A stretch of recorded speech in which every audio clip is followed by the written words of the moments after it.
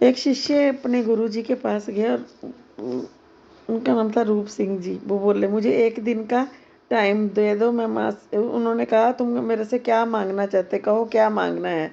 रूप सिंह जी बोले आप तुम कुछ भी मेरे से मांग सकते हो। शिष्य ने बोला मुझे एक दिन का टाइम दो, मैं माँ से पूछ कर बताता हूँ।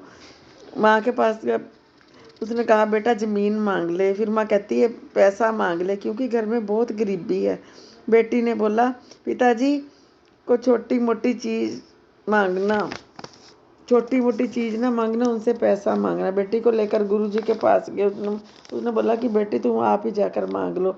गुरुजी के पास अपनी बेटी को ले गया और बोला कि मैं कुछ नहीं मांगूंगा, मेरी बेटी मेरी जगह मांगेगी। बेटी बोली घर के सारे लोग अच्छी तरह, घर में बहुत तंगी है और खाना भी अच्छी तरह से नहीं मिलता। गुरुजी आपकी बहुत रहमत होगी, आप थोड़े हम पर कृपा करो। अगर ऐसी उनको सेवा करते करते 20 साल हो गए थे। गुरुजी प्रसन्न हो गए। जब गुरु प्रसन्न हो गए तो सब कुछ मिल जाता, गुरु प्रसन्न हो तो सब कुछ मिल जाता है। गुरु जैसे कहते हैं उनके हिसाब से आप ध्यान पे बैठो, पाठ पूजा करो, उनकी कृपा आप पर सदैव रहती है। वैसे ही वो करने लगे और उन दिन दुगनी रात चौगनी तरक्की करने लगे।